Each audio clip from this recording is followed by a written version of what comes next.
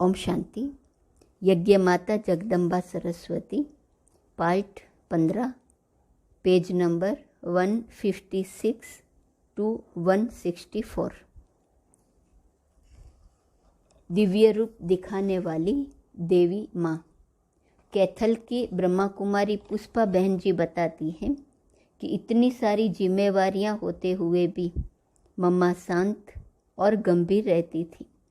गंभीरता ऐसी कि उसका भेद कोई पा नहीं सकता, अर्थात उनके अंदर क्या है यह जान नहीं सकता था। आम आदमी जो होते हैं उनके अंदर में जो भी होता है उसको वह 10 आदमियों को सुनाकर अपने को हल्का कर लेता है, लेकिन मम्मा से पूछने की किसी को हिम्मत नहीं होती थी कि मम्मा आपके मन में क्या है। इतनी वह सागर की तरह गंभीर रहती थी। इसका अर्थ यह नहीं कि मम्मा हर्षित मुख नहीं थी। मम्मा हंसती थी, लेकिन शालीनता के साथ। जब मैंने पहली बार करनाल में मम्मा को देखा तब उनको मैंने जगत माँ के रूप में देखा। मम्मा महीना भर करनाल में रही। मम्मा बड़े बड़े बुजुर्गों को भी बच्चों की तरह पालना देती थी। मम्मा की दृष्टि उन पर पड़ते ही वे माँ मम्मा कहकर उनका लाड दुलार पाने के इंतज़ार में रहते थे। मम्मा अपनी दृष्टि से निहाल कर देती थी और वे मम्मा का दर्शन पाकर प्रेम के आंसू बहाते थे। भक्तों की भी ममतामयी माँ। एक बार मम्मा करनाल में आने वाली थी। उनके स्वागत के लिए कई भाई बहनें स्टेशन पर गए थे। उनमें बुजुर्ग भी थे, प्रौढ़ तथा वयस्क भी थे। वहाँ कुछ लोगों ने पूछा कि ये कौन है। किसी ने कहा यह हमारी माँ है। लोगों को आश्चर्य हुआ कि यह तो उम्र में छोटी लगती है, और जो बूढ़े बूढ़े हैं वो भी कहते हैं यह हमारी माँ है। फिर मम्मा वापस आबू आ रही थी तो स्टेशन पर सबको दृष्टि दे रही थी। उतने में स्टेशन मास्टर ने आकर पूछा कि ये कौन है। उसको कहा गया ये हमारी माँ है। उसने भी आश्चर्यचकित होकर मम्मा को देखा और मम्मा ने भी उसको देखा। मम्मा की दृष्टि पड़ते ही वह मम्मा के चरणों में गिर पड़ा और वह माँ माँ कहने लगा। इस प्रकार अनेक भक्तों को भी आभास होता था कि मम्मा एक देवी शक्ति है, देवी माँ है। मैं बहुत बांधेली थी। एक बार मैं छिपकर मम्मा से मिलने गई। मैंने मम्मा से कहा, मम्मा मेरे बहुत कड़े बंधन हैं, क्या करूं? तब मम्मा ने कहा, ईश्वरीय सेवा एक ऐसा मधुर और श्रेष्ठ बंधन है जो सर्वस्थूल बंधनों को काटकर फेंक देता है। इस प्रकार मम्मा ने मेरी ईश्वरीय सेवा में रुचि बढ़ाई और सर्व बंधनों से मुक्त कर ईश्वरीय सेवा के लिए समर्पित होने का भाग्य भी बनाया। सदा बाबा की तरफ ही इशारा। एक बार मैंने मम्मा से कहा, मम्मा मैं आपके ऊपर बलि चढ़ती हूँ। मम्मा ने कहा, मेरे पर नहीं, शिव बाबा पर बलि चढ़ो। मैंने कहा, बाबा तो सामने है नहीं, सामने तो आप हैं, इसलिए आप पर बलि चढ़ती हूँ। मम्मा ने कहा, देखो बच्ची, बलि चढ़ना आसान नहीं। सारे लोग देख रहे हैं, दुनिया भी देख रही है। मैंने कहा, मम्मा मैं तो पहले ही आप पर बलि चढ़ी हुई हूँ। मम्मा ने कहा, बलि पूरा चढ़ना पड़ेगा। मैंने कहा, हाँ मम्मा। उसी समय मम्मा ने मेरे सिर पर हाथ रखा और कहा, तुम अभी शिव पर बलि चढ़ गई हो। मम्मा ने बलि अपने ऊपर नहीं चढ़ने दिया, कहा तुम शिव पर बलि चढ़ी हो।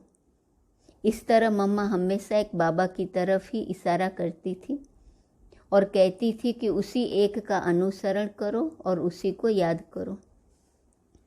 बाबा के प्रति और यज्ञ के प्रति अटूट स्नेह। बाबा की हर बात पर मम्मा सदा हाँ जी करके चलती थी। मम्मा ने साकार बाबा में सदा निराकार बाबा को देखा। उनकी किसी भी बात को कभी हल्के रूप से न देखा न लिया।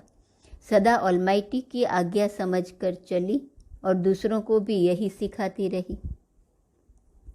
मम्मा के प्रति बाबा का दृष्टिकोण। बाबा मम्मा को बेटी के रूप में देखते थे तो माँ के रूप में भी देखते थे। बाबा ने उनको हमेशा यज्ञ माता का ही सम्मान दिया। कभी बाबा मम्मा को कहते थे, मम्मा आप तो यज्ञ माता हैं, जगत माता हैं, बच्चों को याद प्यार दो। तो मम्मा बाबा के कहने अनुसार याद प्यार देती थी। इस प्रकार बाबा भी मम्मा को बहुत इज्जत देते थे और वैसे व्यवहार भी करते थे। इस प्रकार बाबा मम्मा को बेटी के रूप से आज्ञा भी करते थे और यज्ञ माता के रूप से अथाह सम्मान भी देते थे। सजा से कोई सुधरता नहीं। कचहरी में मम्मा गलती किए हुए व्यक्ति को सजा नहीं देती थी अथवा डांटती नहीं थी, परंतु यह जरूर कहती थी आगे के लिए ध्यान रखो और दोबारा गलती होने नहीं देना, अच्छा कर्म करो। मम्मा यहाँ तक कोशिश करती थी कि इनकी बात यहाँ तक ही रह जाए और बाबा तक भी न जाए। यह क्या, सब देवियाँ यहाँ आ रही हैं? सन 1965 की बात है। हमारे घर के ऊपर ही आश्रम था। मैं उस समय ज्ञान में तो नहीं थी, लेकिन बहनों को देखकर खुश होती थी। एक दिन एक बहन किसी से कह रही थी कि हमारे यहाँ मम्मा आने वाली है। वह कभी कहती जगदम्बा आने वाली है, कभी कहती वैष्णो माता आने वाली है। मैं सोच में पड़ गई कि क्या ये सब देवियाँ यहीं आएंगी। अम्बाला सिटी की ब्रह्मा कुमारी सरोज बहन जी अपना अनुभव सुनाते हुए आगे कहती हैं कि मम्मा की कार सेवा केंद्र के पास आई और मम्मा कार से उतर रही थी। मैं सबसे पीछे थी। मम्मा ठीक तरह से दिखाई नहीं पड़ रही थी, इसलिए मैं आगे चली गई। दीदी, ये लाल वस्त्र पहनी है या सफ़ेद? मैं छोटी थी तो मुझे आगे जाते हुए देखकर कोई कुछ बोला नहीं। जैसे ही मम्मा कार से उतरी और उनकी दृष्टि मेरे ऊपर पड़ी तो मुझे लगा कि मम्मा कार से नहीं उतर रही है, लेकिन शेर के ऊपर से वैष्णो माता उतर रही है। मैं मूंझ गई। मैं ये क्या देख रही हूँ? वह कभी सफ़ेद वस्त्र में दिखाई पड़ती थी तो कभी लाल वस्त्र में दिखाई पड़ती थी। मैंने बहन जी से पूछा, दीदी ये लाल वस्त्र पहनी है या सफ़ेद? उन्होंने कहा, अभी चुप रहो, बाद में बता दूंगी। मम्मा के स्वागत के लिए मैंने जाटनी और मेरे भाई ने जाट बन उनके सामने एक नाटक किया। उस समय मैंने मम्मा में जो अलौकिक आकर्षण देखा था उसको आज तक भी नहीं भूल पाई हूँ। मम्मा का कन्याओं के प्रति बहुत प्यार था। बटाला में रोज़ शाम को करीब 40 कन्याओं की क्लास होती थी। सारी की सारी कन्याएं बांधेली थी। फिर भी कोई न कोई बहाना बनाकर हम सेवा केंद्र पर मुरली सुनने आती थी। असुर संहारिणी। बटाला में एक बड़ी हवेली थी, उसके ऊपरी मंजिल पर आश्रम था। नीचे हवेली में मालिक रहता था, साथ में दूसरे किराएदार और हमारे परिवार वाले भी रहते थे। बहन जी ने मुझे बहुत बार कहा था कि तुम एक बार उस मकान मालिक को आश्रम पर ले आओ, वह तुम्हारी बात सुनेगा। क्योंकि मैं बहुत छोटी थी और उनका मेरे से बहुत प्यार था, इसलिए मेरी बात पर कभी ना नहीं करते थे। उस समय मम्मा बटाला में आई हुई थी। मैं सुबह सुबह मकान मालिक का दरवाज़ा खटाने लगी। उन्होंने दरवाज़ा खोला तो मैंने कहा, अंकल आज आपको ऊपर आश्रम में चलना ही है। उन्होंने कहा, मैं तो शराब बगैर एक सेकंड भी नहीं रह सकता। ऐसी स्थिति में तुम मुझे उन देवियों के पास जाने के लिए बोल रही हो, यह नहीं हो सकता।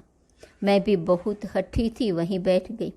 मैंने कहा, जब तक आप नहीं चलोगे मैं यहाँ से हटूंगी नहीं।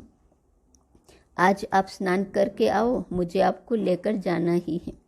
स्नान करके बाहर आते ही मैंने उनके दोनों हाथ पकड़ लिए, बोतल छूने तक नहीं दी और कहा कि अभी आपको चलना ही है।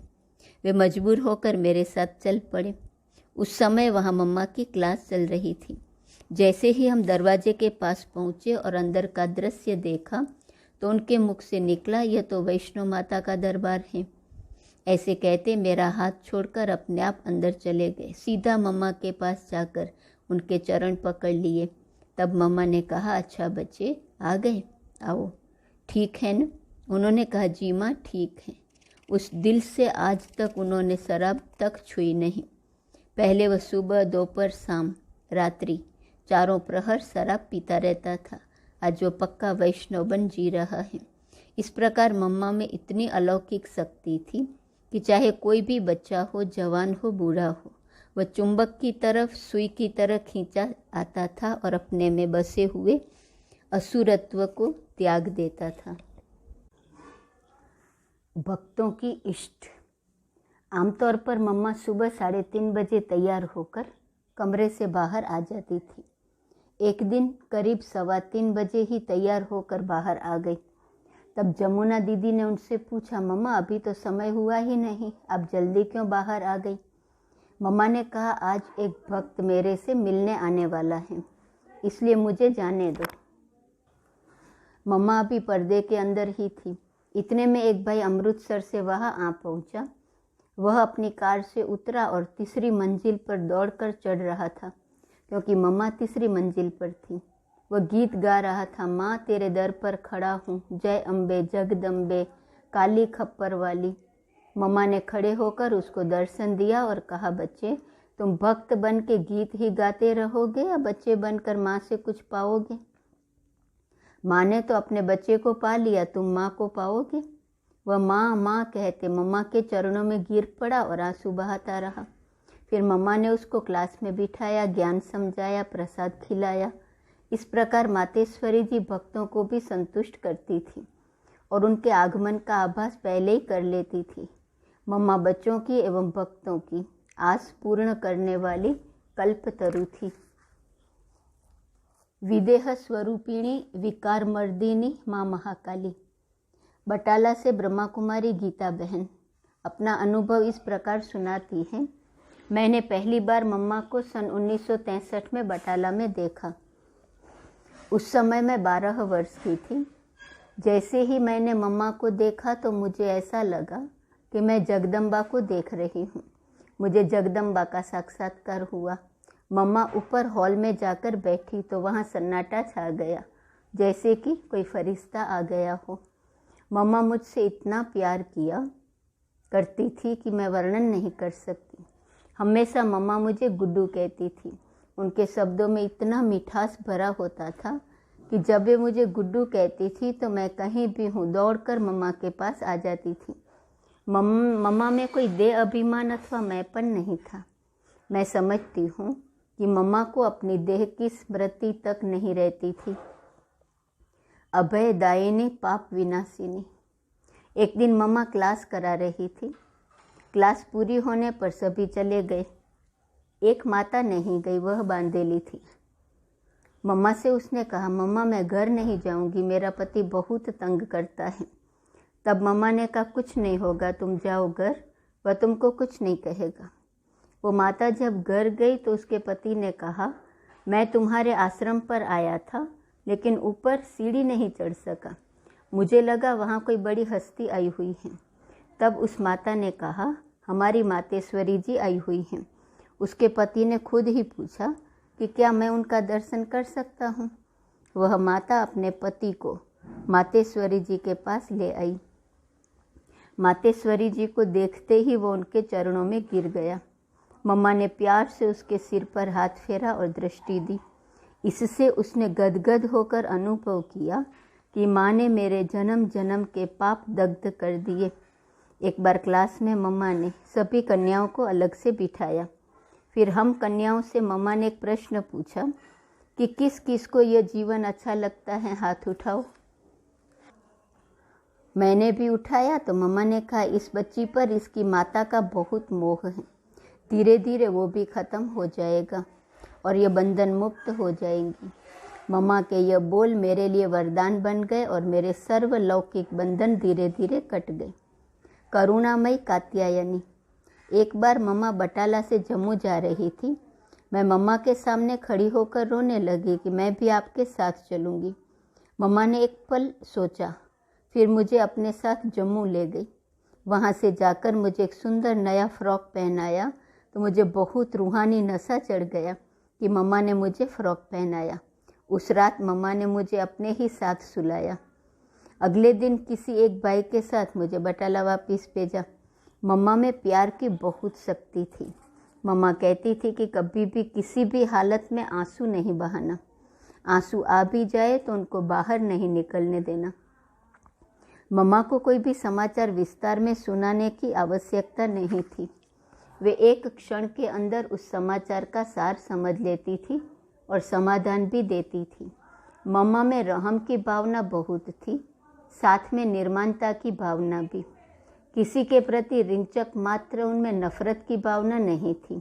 भले ही कैसा भी बच्चा आया हो, उसको दया प्रेम की भावना से ही देखती थी। एक बार मम्मा को रबड़ी बनाकर दी गई तो मम्मा ने उसी चम्मच से सबको रबड़ी खिलाई। कैसा प्यार दुलार था उस माँ का, मुझसे तो वर्णन ही नहीं किया जाता। क्षमा कर क्षमाशील बनाना। एक बार की बात है, मम्मा अमृतसर आई हुई थी। वहाँ एक बहन के हाथों से दूध का पतीला गिर गया। मम्मा ने उसको कुछ नहीं कहा, बदले में उससे पूछा, तुम्हारे ऊपर तो नहीं गिरा, हाथ जल तो नहीं गया? इस प्रकार से उसको सांत्वना दी। अगले दिन उसका मन शांत होने के बाद उसको समझाया गया कि कैसे दूध को संभाल कर ले जाना है।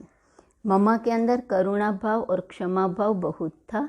इन भावों के आधार पर ही वे शिक्षा देती थी। ओम शांति।